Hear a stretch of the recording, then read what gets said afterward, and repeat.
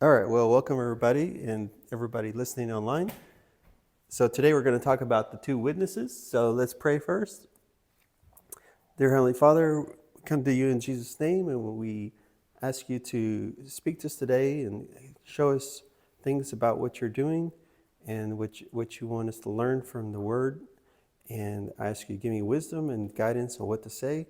In Jesus' name, amen. Okay, so the two witnesses. Who are the two witnesses? So after the rapture, if we look at the timeline here on the next slide. So where I'm talking about in the timeline is after the rapture.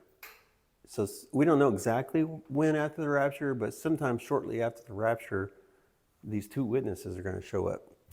And then they're going to be there for 3.5 years. So we talked about that the Great Tribulation period is 7 years, and we're going to see some verses today that actually where we get this 7 years from. They're going to show up in some verses today. But the first 3.5 years, these two witnesses are going to be there, and they're going to play a vital role in a huge move of God for mass salvations of the Jews in Israel. Because really, the purpose of the tribulation period, the main purpose is for the salvation of the Jews. And so based on the scriptures, we don't know for certain who are the two witnesses because they're not named. It just calls them the two witnesses. However, there are some clues that point to who most likely they'll be, as we'll see in the scriptures today. So these two witnesses will be noticed by all the world and will probably do many miracles. And we expect to see these. We expect the two witnesses to appear in Jerusalem shortly after the rapture. They're gonna be in Jerusalem, it says.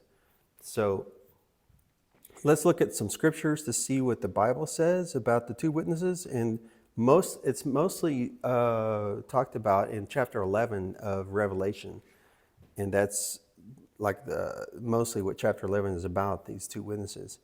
And but then there's some other verses that I think will help us identify what this mysterious identity of these two witnesses are. So let's unpack what John reveals to us in Revelation chapter 11. We're going to look at verses 1 through 13, and we're going to really break it down and unpack these verses. So let's start with here at verse 1. Then I was given a measuring stick, and I was told, "Go and measure the temple of God and the altar, and count the number of worshipers.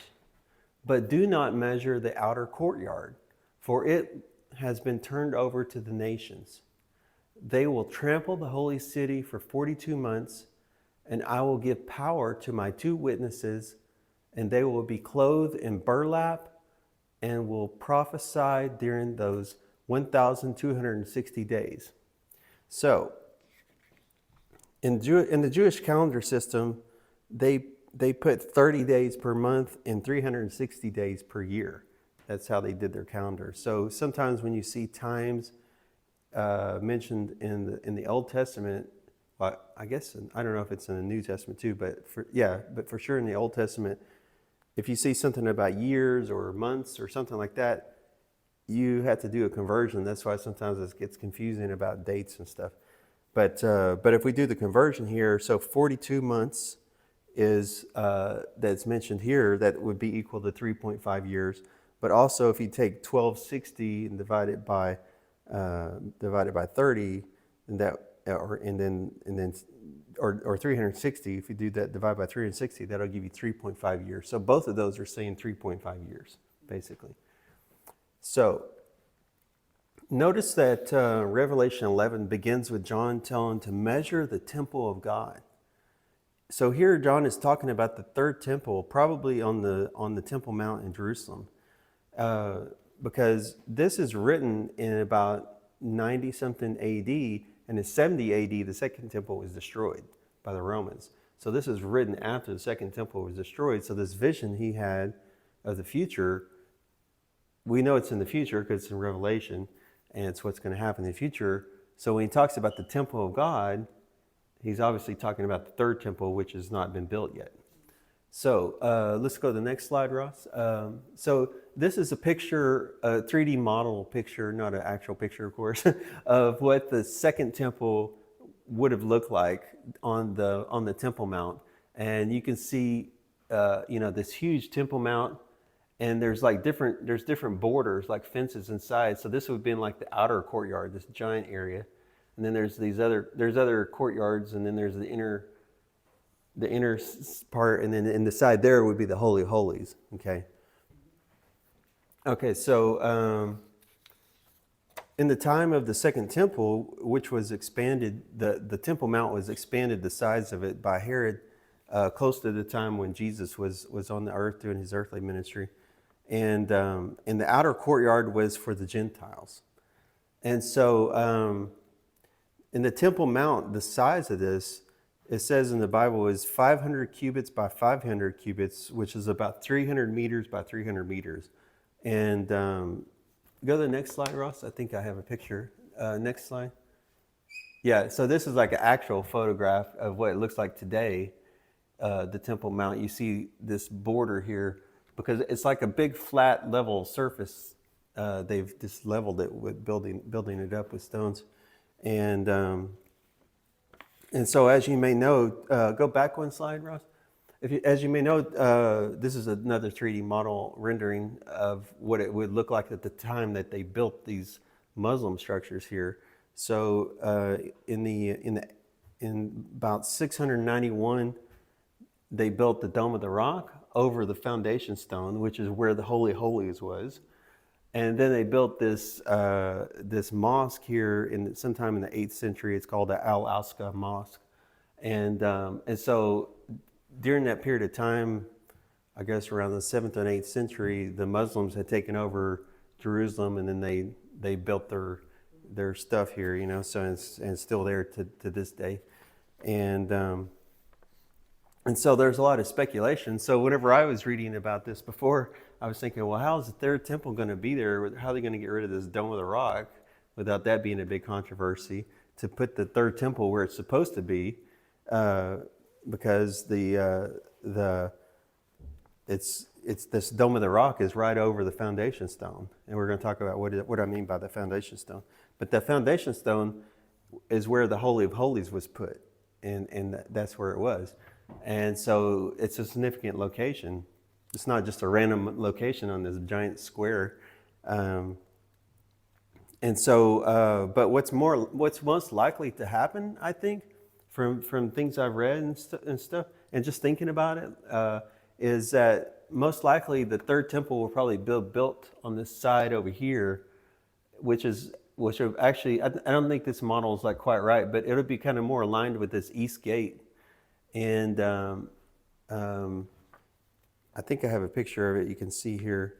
Go to the next slide, Ross. So wait, go back one. So you see this is the east gate here. If they put the temple here, they could kind of align it with this east gate, even though it's closed off. And something the Muslims did also is they put a cemetery right here, because they knew there was some prophecy about that the Jewish Messiah was going to enter through the east gate. And so they said, oh, well, we'll just close the east gate. We'll put a cemetery here because it'd be unclean for high priests to walk across a cemetery to enter the temple. So they did all this stuff thinking that they're going to block. Of course, that's not going to stop Jesus from going in there. But it's kind of funny when you think about all these things they do, that they think they can stop it somehow. And then this is let's see, this is that the east gate? Yeah. Yeah, this is the south side, and then the western wall is somewhere over here. Go to the next slide, Ross. Yeah, so this is rotated. So here's the western wall, what they call the Wailing Wall sometimes, or they don't like it when you call it the Wailing Wall, but it's the western wall where they go and pray and puts a piece of paper in the wall. And then that eastern gate is like over here. So the third temple might be placed here. And the reason why it's I think it's likely to be done that way is because, for a couple of reasons. One, it might make sense that it's part of that 7-year peace treaty that's talked about in Revelation, that was prophesied by Daniel. And so that might be something that they do to make it to allow the Israelites to start doing sacrifices and offerings again. and to do it in a peaceful way. So, okay, we're going to coexist. You know, you've heard this term before. So we're going to have a place of worship for Muslims, a place of worship for Jews, and maybe there'll even be a Christian church there, or a Catholic church there, or something. Who knows? You know, but that's probably what's likely to happen. But and then go to the next slide, Ross. So this is like a visualization of what it might look like. The Dome of the Rock here, and then put the third temple next to it, like that. And also, if you look at Revelation 11:2, which we were reading a minute ago, it says that for the outer courtyard, it has been turned over to the nations. So that kind of also tells me that the outer courtyard outside the main temple on the Temple Mount is turned over to the nations. Sounds more like it still belongs to the Muslims, or maybe some kind of multi-religion Abrahamic thing, you know, that they've already been talking about. And then another thing that's been speculated, there's been some discussion that maybe Donald Trump will build or lead or perhaps even fund the building of the third temple. And that would kind of make sense in terms of timing. And, you know, maybe then it's not such a coincidence that we have a U.S. president who's one of the most successful real estate developers in the world, that he said, you know, and he's I think I don't know if he said it before or people just talked about it, but that it might be possible that he might be the builder of that. And then that would also make sense because, you know, if the president of the United States starts funding and building the third temple, who's going to stop him, you know? Nobody's going to stop that, as if Israel just did it on their own, it might be more difficult, you know, more controversial. And they're pretty much ready to go. And so it's possible that could happen. And so where do we get this stuff about the third temple in this time frame? If we go to the prophecy in Daniel 9:27, it talks about that the ruler will make a treaty with the people for a period of one set of 7, which means 7 years, and then after half of this time, which would be 3.5 years, he'll put an end to the sacrifices and offerings. So there's an implication that the sacrifices and offerings were happening and they were stopped. And we'll come back to that verse later. So the first temple had a smaller courtyard, but then Herod expanded it. And the foundation stone that I mentioned a moment ago, where they put the Holy of Holies for the first temple and the second temple, that was a location on Mount Moriah. If you go to this next slide, Ross. Next one, the picture of the mountains. Yeah. If you go here, this is the foundation stone is here. This is what Jerusalem would have looked like at the time of Abraham. And next slide. And so this is Mount Moriah, and that is the location where Abraham was prepared to sacrifice Isaac, and where God tested Abraham's faith, and then where God made a unilateral covenant with Abraham to bless his descendants. And so currently the Dome of Rock is on top of that spot. And so what they had done, you know, they built that Temple Mount all around this part right here and just made a big level square on top of that. Okay, so go back to the Genesis 22:13. Yeah, this one right here. No, go back one more. Sorry, Genesis 13. Yeah. So this is the verse about that. It says, then Abraham looked up and saw a ram caught by its horns in the thicket. So he took the ram and sacrificed it as a burnt offering in the place of his son. Abraham named the place Yahweh Yireh, which means the Lord will provide. And to this day, people still use that name as a proverb. On the mountain of the Lord, it will be provided. And that's where they made all their sacrifices and for the main temple. Next slide, Ross. And then the angel of the Lord called again to Abraham from heaven and said, this is what the Lord says, because you obeyed me and have not withheld even your son, your only son. I swear by my own name, that's why it's unilateral. I swear by my own name, I will certainly bless you. I will multiply your descendants beyond number, like the stars in the sky and the sand of the seashore. Your descendants will conquer the cities of their enemies, and through your descendants, all the nations of the earth will be blessed. That's through Jesus. All because you have obeyed me. So that was that's where they got the. That's why that location is so significant to the Jews, where they put the temple there. And the first temple was built by Solomon in 957 BC, and it took 7 years to build it. Go to 1 Kings chapter 6, verse 1. This is the verse about that. So it was in mid-spring in the month of Ziv during the 4th year of Solomon's reign that he began to construct the temple of the Lord. That was 480 years after the people of Israel were rescued from their slavery in the land of Egypt. So that's after Moses.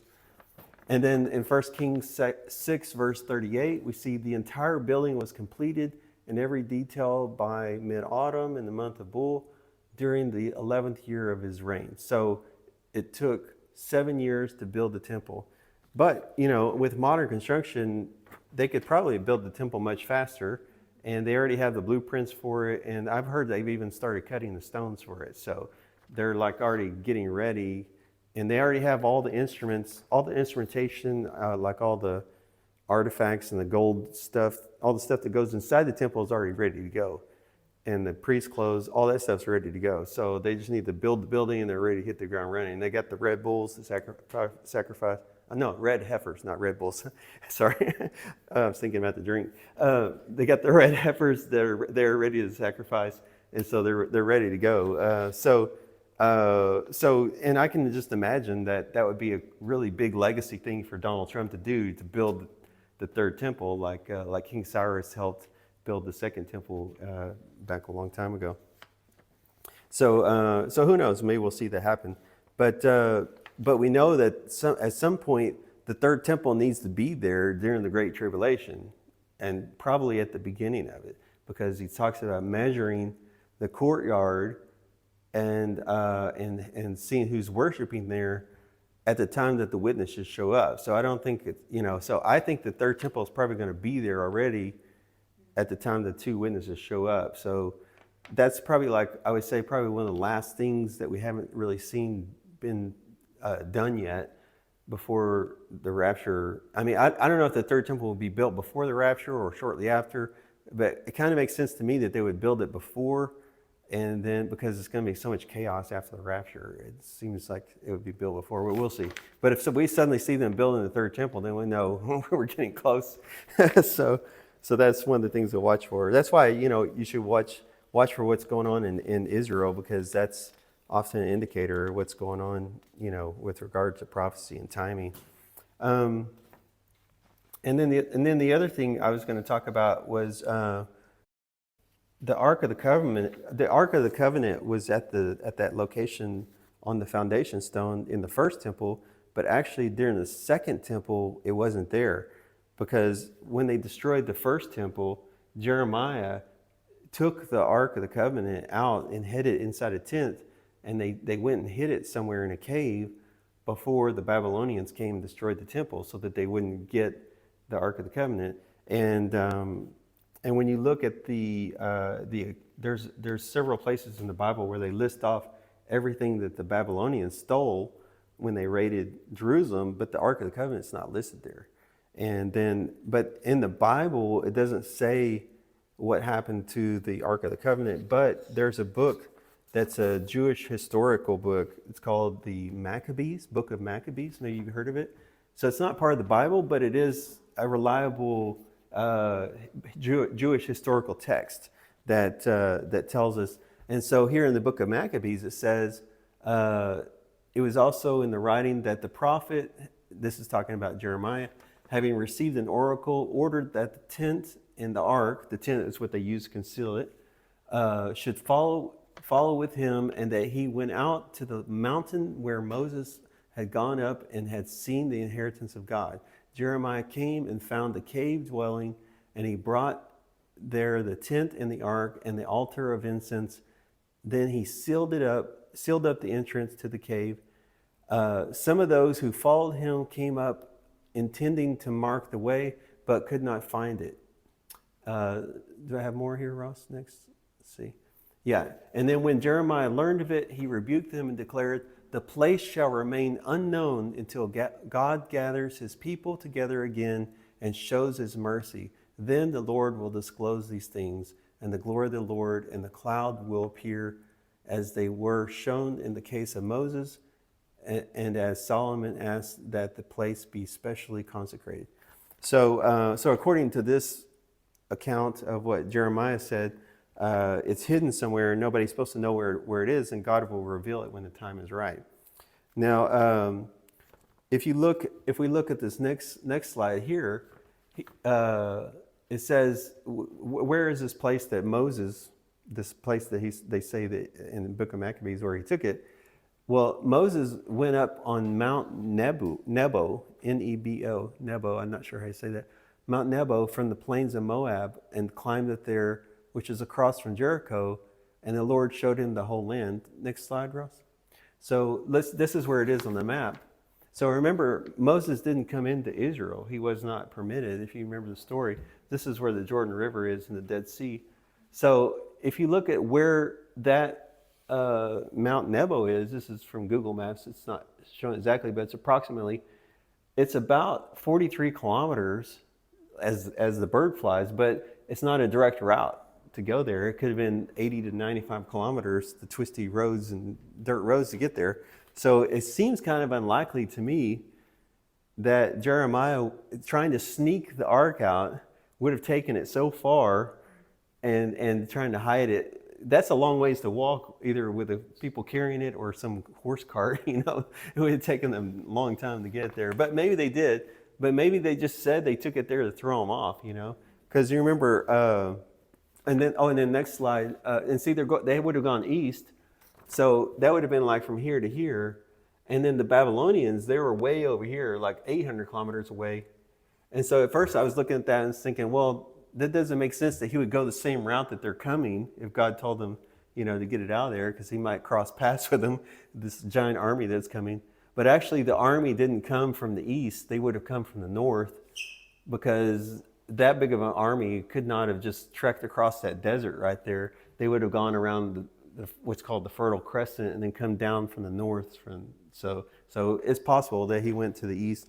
But you remember a few weeks ago, we talked about how that Ron Wyatt claimed that he found the Ark of the Covenant under Calvary Hill, in a cave under Calvary Hill, which would be much closer. That's only like 600 to 900 meters from the Temple Mount. So if you're sneaking something out, that would have been much shorter sneak out.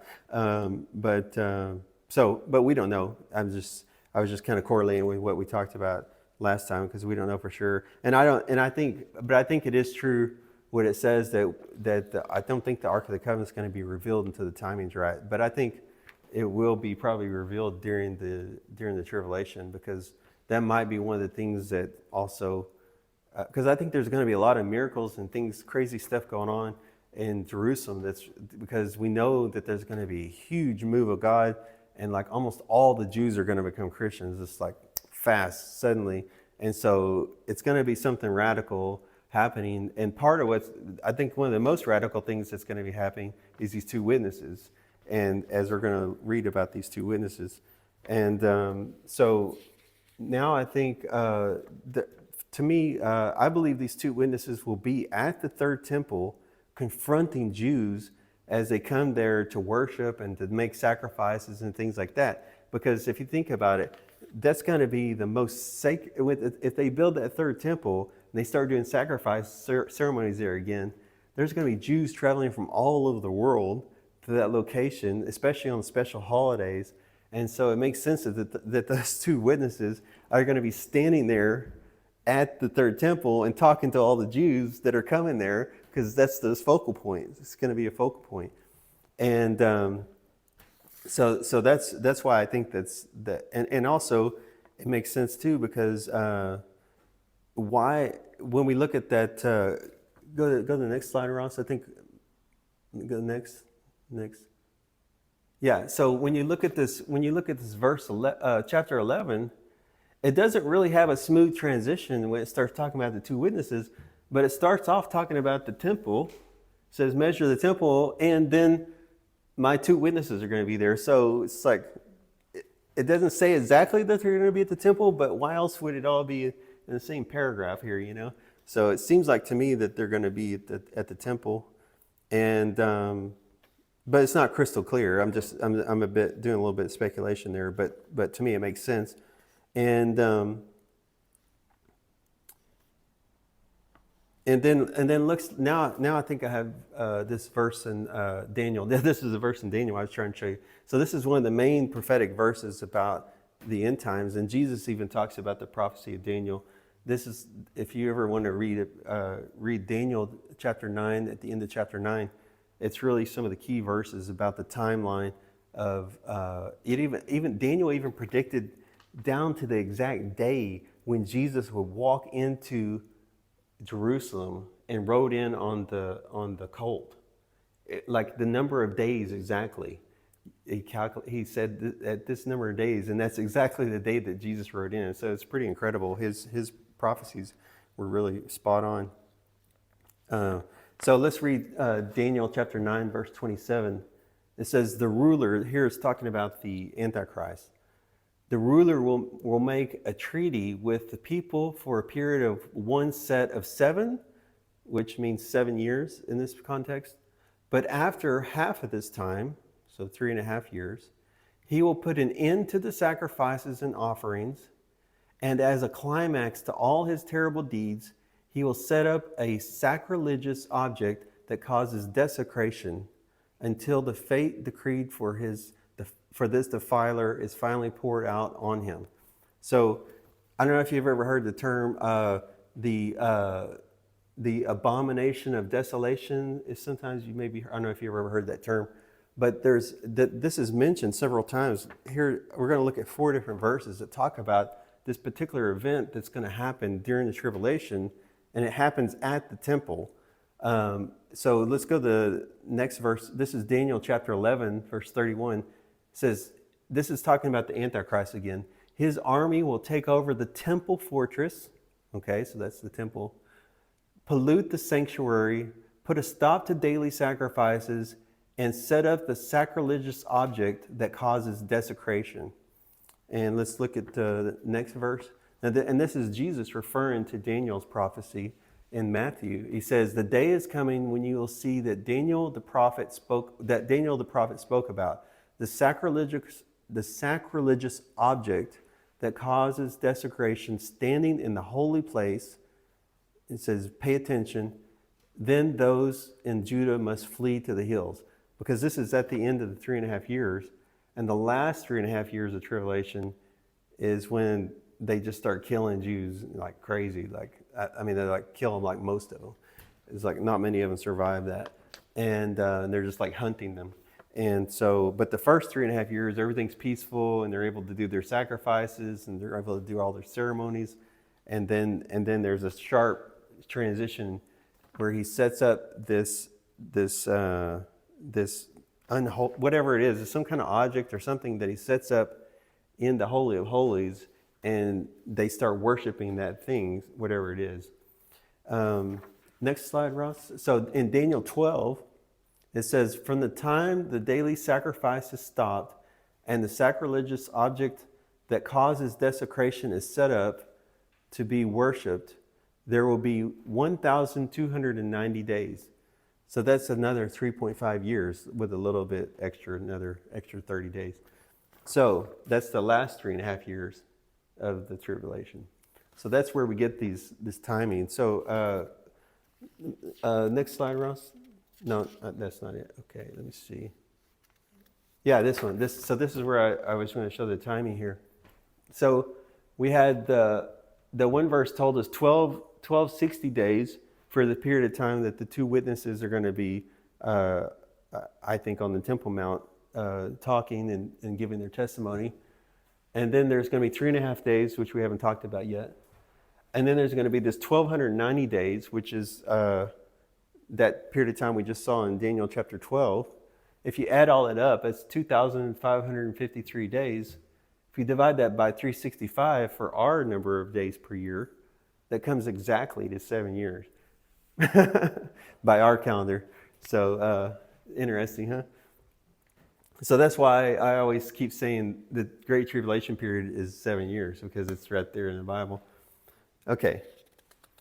All right, go back one slide, Ross. I think I jumped ahead. Okay, yeah. So let's go back to our main verse here to Revelation chapter 12. So, yeah, I was just showing here. So this is so the two witnesses, they'll be there for those 12, 60 days. Okay, next slide. Okay, now let's continue with our description in Revelation chapter 11 to learn more about these two witnesses. So here in verse 4 it says, the two prophets are the two olive trees and the two lampstands that stand before the Lord of all the earth.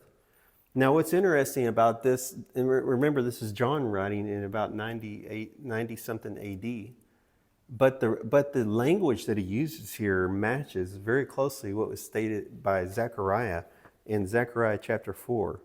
So I think probably the reference to the two olive trees in this verse, I'm not sure about the two lampstands, but for sure the two olive trees seems to match up with what's said in Zechariah chapter 4. And so just to tell you about who was Zechariah, so Zechariah was a prophet at the time that they were doing the construction of the second temple. So again, there's a connection to the temple going on here. And Zechariah had a vision regarding the construction of the second temple to encourage Zerubbabel. Zerubbabel was the guy that was sort of the main construction guy or the leader of the construction building the second temple. And so after the Jews were exiled, after the Babylonian exile, the remnant, whatever was left of the Jews, they returned to Jerusalem. And then Cyrus of Persia, who was the leader of Persia, he's the one that conquered, Persia had conquered the Babylonians and kind of set the Jews free. Well, he was also called Cyrus the Great, and he was a Persian. Persia is Iran now today. So Iran used to be really friends with, actually Iran was friends with Jews up until 1979. They were always friendly. There used to be daily flights between Iran and Israel. And so it's only a recent thing that Iran has been an enemy of Israel, which is, but for our lifetimes, it seems like they always have been, but this is a more recent thing. So Cyrus the Great, he reigned right about the time that the second temple was built, and whenever he conquered Babylon, he brought the Jewish exiles under the rule of the Persian rule. They were under the rule of the Persians at that time. And he was known, Cyrus the Great was known historically for his policy of religious tolerance and support of local cultures. And so as part of his policy, he authorized the rebuilding of the temple because he knew it was important to the Jews. And so he funded it, and then he even went and got all the sacred temple articles that were taken by the Babylonians back when the first temple was destroyed. Cyrus the Great went and got all that stuff and gave it back to the Jews, so they had a lot of the original stuff to do the second temple. And then they built when they built the second temple, the prophets Zechariah and Haggai were used by God to encourage the people to complete the building. And let's see what else. And so you can now with that all in context, we read in Zechariah chapter 4, it says, Zechariah is talking and he says, "Then I asked the angel, what are these two olive trees on each side of the lampstand? And what are the two olive branches that pour out golden oil through two gold tubes?" So imagine two trees and there's like olive oil coming from those trees. And then the angel says, "Don't you know?" "No, my Lord," I replied. Then he said to me, "They represent the two anointed ones who stand in the court of the Lord of all the earth." Same language. So that really matches up. So so I think what I take away from that, and trying to put these puzzle pieces together, is it may be that Zechariah was prophesying about the two witnesses, but he saw more of a visual thing at this.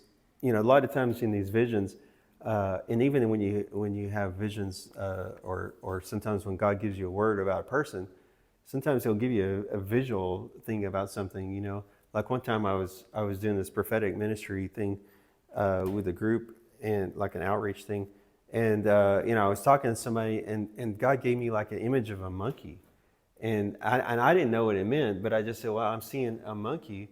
And then my partner who was with me, that was on the prophecy team, then he interpreted it, and he said, well, this means this.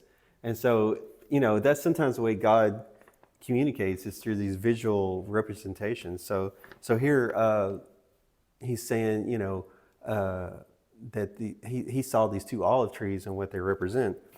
And so in other parts of Revelation, we saw the church as being referred to as the 7 lampstands, if you remember hearing about that before. And so in here again, we have something about lampstands on each side of the lampstand. And then the olive trees here are representing the supply of oil that fuels the fire of the lampstands. So if the lampstands represent churches, here these olive trees are providing the oil which makes the fire for the lampstand, right? So they're fueling the fire.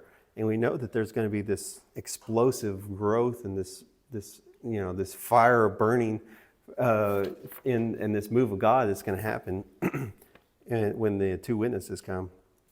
So perhaps this is a prophecy about the 2 witnesses fueling the fire for this rapid move of God that's going to lead to the salvation of most of the Jews during that 3.5 year period in the beginning of the Great Tribulation, shortly after the rapture.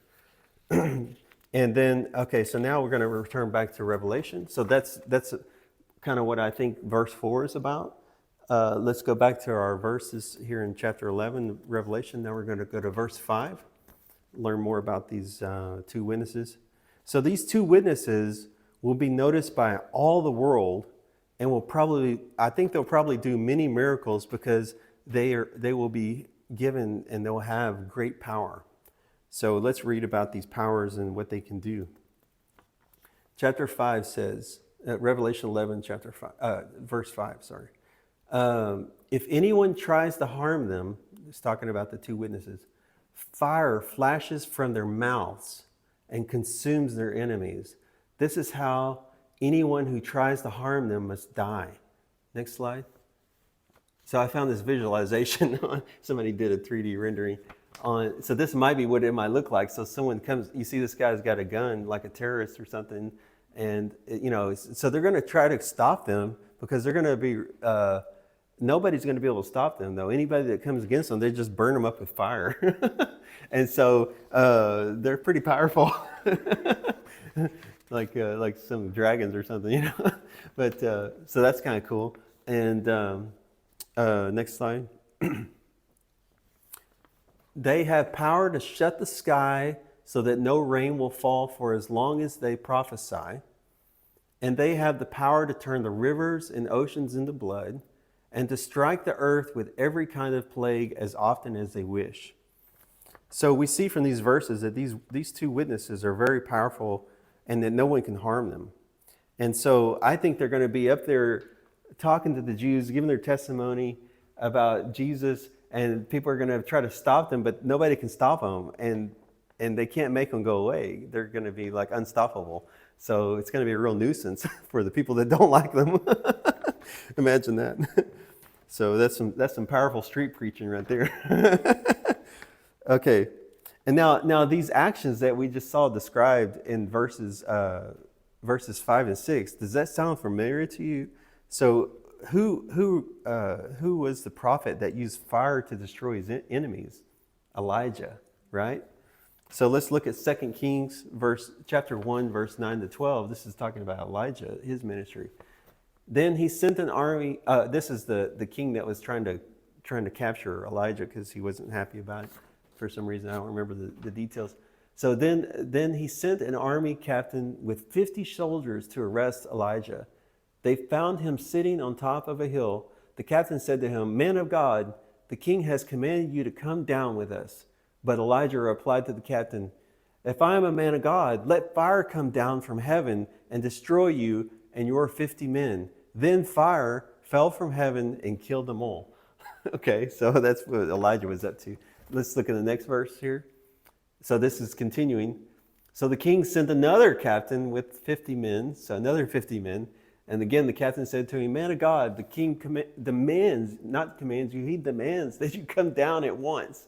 And Elijah replied, if I'm a man of God, I don't know why Elijah was doing this, but I don't really understand why. But I guess he was showing the power of God, but Elijah did some crazy stuff. So then Elijah replied, if I'm a man of God, let fire come down from heaven and destroy you and your 50 men. And again, fire of God fell from heaven and killed them all. So he was destroying his enemies with fire. So that kind of sounds familiar, doesn't it? From what we read in Revelation there. And then who was the prophet that caused the rain to stop for 3.5 years? Elijah. Again, Elijah. So here we go in 1 Kings chapter 17, verse 1. Now Elijah, who was from the Tishba in Gilead, told King Ahab, as surely as the Lord, the God of Israel lives, the God I serve, there will be no dew or rain during the next few years until I give the word. And then here we have next we have Jesus referring back to what Elijah did. And here's what Jesus said. Certainly, there were many needy widows in Israel in Elijah's time when the heavens were closed for 3.5 years. 3.5 years. And a severe famine devastated the land. So that's what, there was 3.5 years when Elijah shut off the rain, and that caused famine in the land. And then here we have another account in James chapter 5, verse 17. Elijah was as human as we are, and yet he prayed earnestly that no rain would fall, and none fell for 3.5 years. So we've seen some coincidences here. No rain, 3.5 years. Kind of sounds like probably Elijah might be one of the guys here, right? Okay, now who is the prophet that God used for turning water into blood? That was Moses. So let's look at that verse. So we have Exodus chapter 7, verse 17 to 21. This is a little bit long because it doesn't say exactly that Moses did it, but he was like part of it. So this is what the Lord says. I will show you, and this is God talking to Moses. I will show you that I am the Lord. Look, I will strike the water of the Nile with this staff in my hand, and the river will turn to blood. The fish in it will die, and the river will stink. The Egyptians will not be able to drink any water from the Nile. I think this is Moses talking to the Pharaoh at this time, when he was pleading with him to let the Jews go. Next verse. Verse 19, then the Lord said to Moses, tell Aaron, take your staff and raise your hand over the waters of Egypt, all its rivers, canals, ponds, and all the reservoirs. Turn all the water to blood. Everywhere in Egypt the water was turned to blood, even the water stored in wooden bowls and stone pots. Next verse. So Moses and Aaron did just as the Lord commanded them, and Pharaoh and all of his officials watched. Aaron raised his staff and struck the water of the Nile. Suddenly the whole river turned to blood. The fish in the river died, and the water became so foul that the Egyptians could not drink it. There was blood everywhere throughout the land of Egypt. That's crazy. I can't even imagine what that was like. And you can't go for more than about 3 days without water, So they were probably freaking out because there's no water, and it's already a desert area. So that's pretty crazy. Okay, so it's starting to look like this might be Moses, the second guy, right? Okay, so who was the prophet that God used to bring many different plagues upon Egypt and Pharaoh? That was another thing we saw in that description of the two witnesses. That was again Moses. So, and then here's another big clue, I'd say. Who did Jesus meet with when he was transfigured in front of Peter, James, and John high on the mountain? Moses and Elijah. So why did Jesus have this meeting with Moses and Elijah? Let's read it here. This is from the account in Matthew. Matthew chapter 17, verses 1 through 3. 6 days later, Jesus took Peter and the two brothers, James and John, and led them up a high mountain to be alone. As the men watched, Jesus' appearance was transformed so that his face shone like the sun, and his clothes became as white as light. Suddenly, Moses and Elijah appeared and began talking with Jesus.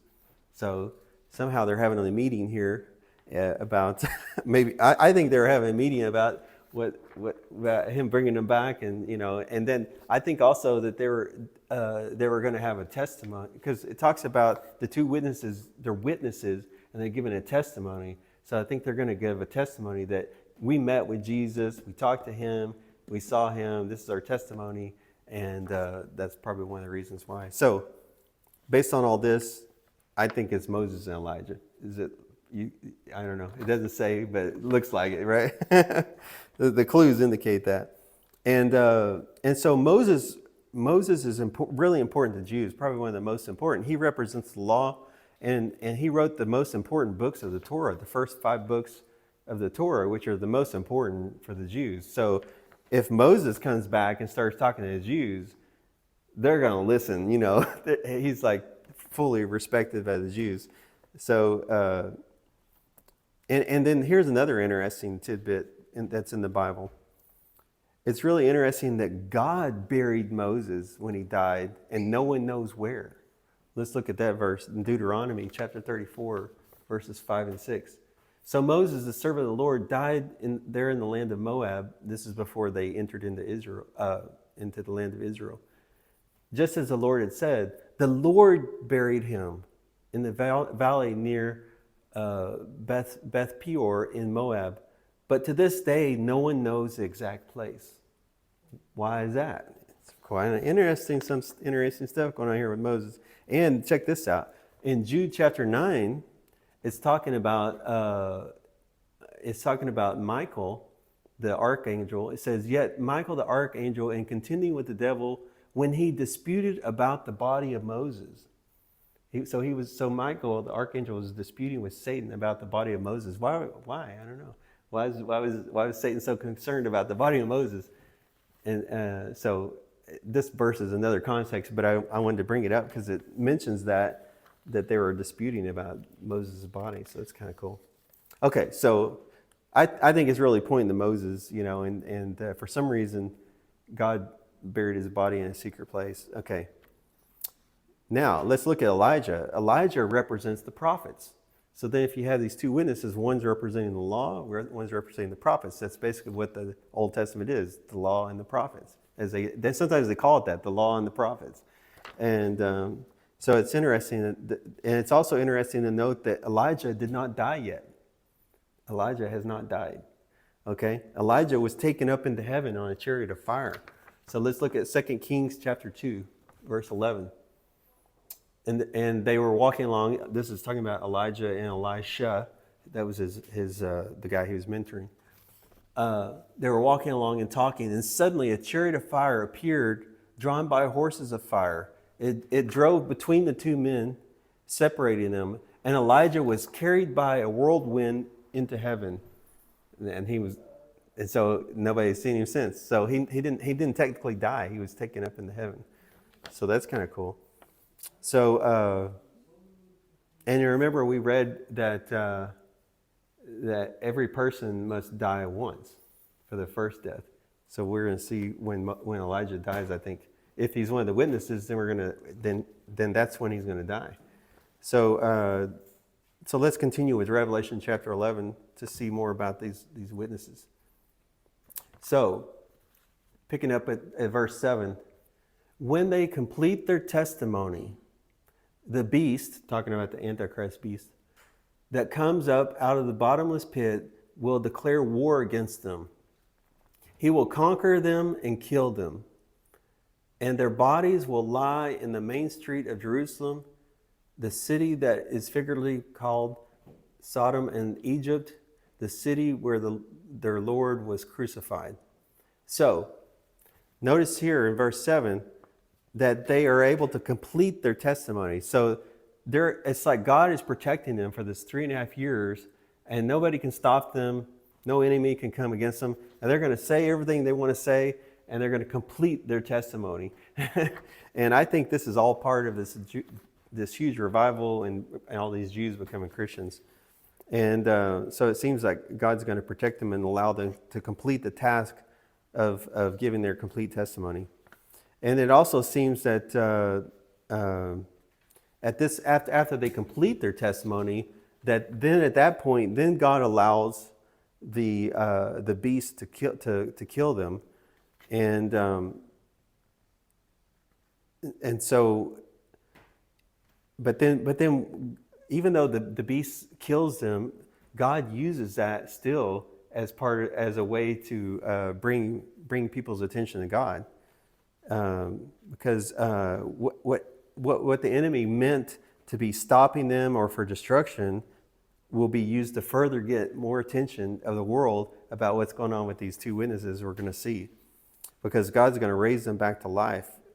So let's look at the next verse here on verse 9. And for 3.5 days, all peoples, tribes, languages, and nations will stare at their bodies. So after he kills them, they're just going to lay there. They're not going to pick them up. They're not going to touch them. And then no one will be allowed to bury them. And then check this out. All the people who belong to this world will gloat over them and give presents to each other to celebrate the death of these two prophets who had tormented them. So it says that they were tormenting people. I mean, they were pretty annoying street preachers. You couldn't shut them up. You couldn't tell them to stop. You couldn't tell them to go away. And so they were pretty, for all these non-Christians, they were pretty annoying, because remember, this is at the time during the 3.5 years where there's world peace and one world religion. And then here's these two witnesses up there talking about Jesus and say, this is the one way, you're full of baloney. And all the Jews are getting converted to Christians. So there's a huge thing going on in Israel while the rest of the world is doing this other thing with the Antichrist. And so there's kind of two different things going on. And so you can see why they would be annoying and tormenting the rest of the world because of what's going on there in Jerusalem, making a lot of racket. And also notice in verse 9 and 10 that it says, all peoples, tribes, languages, and nations will stare at their bodies. This wasn't possible until we had the internet, right? Or television. It could have been on television. But now with the internet, it's going to be probably on YouTube and they'll be live streaming it or something, So it's going to be, and so everybody on TikTok and YouTube, they're going to see this happen. So that tells us we're getting close to the time that it's now possible, And also notice the perspective of the unbelievers, which is going to be most of the world at that time, that they consider these two witnesses a nuisance and that they tormented them, and so much that they celebrated their death and exchanged presents. I mean, that's crazy. It's like a Christmas thing or something. Oh, we're going to exchange presents and celebrate that these two guys have been killed finally, because they were unstoppable for 3.5 years. So that's pretty wild. So, and it also, this also shows the mindset of the unbelievers in the world that are left behind, that they're going to be so deceived that they can't recognize that these two witnesses are Moses and Elijah.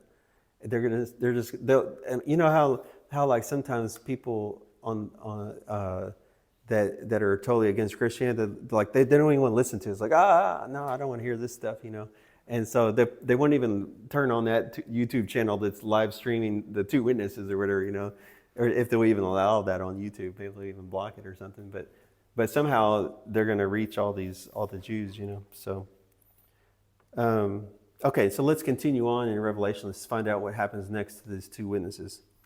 But after 3.5 days, God, that's where I got the 3.5 days in my addition of the time. After 3.5 days, God breathed life into them, and they stood up. Terror struck all who were staring at them. Who is all they were staring at them? The whole world was watching this, probably on YouTube or something. Terror struck all who were staring at them. Then a loud voice from heaven called the two prophets, "Come up here." And they rose to heaven in a cloud as their enemies watched. So the whole world's going to see them rise from the dead and ascend up into heaven on a cloud. That's going to be wild. At the same time, there is a terrible earthquake that destroys 1/10 of the city of Jerusalem. So 10% of the city gets destroyed, and 7,000 people die from that earthquake. But everyone else was terrified and gave glory to God of heaven. So I think this is also sort of a final wake-up call for any of those Jews that were watching that hadn't made a decision yet, because it says they were terrified and they gave glory to God in heaven. So there's still some conversions going on there. So that's pretty much what we know, or what I could find in the Bible about the two witnesses. And so now you know who they are, what they're about. And so next week we'll talk and we'll look more about what some Bible verses say about this great conversion of the Jews that's coming, which of course ties into these guys, I think, during the tribulation. And then in the notes, I put a link to a cool YouTube video where I grabbed some of these pictures where this guy, I thought it was pretty neat. He did like a 3D animation where he shows like the whole history of Jerusalem from where it was just dirt, mountains, the location where, and then when they built the temple and all the different stages, and he shows an animation with the explanations and stuff. So it's pretty cool. It's worth checking it out if you want to see just a quick, in 10 or 15 minutes, the history of Jerusalem. It's kind of cool in an animated way. He does a really good job. Okay, well, that's all I have for today, and we'll stop there.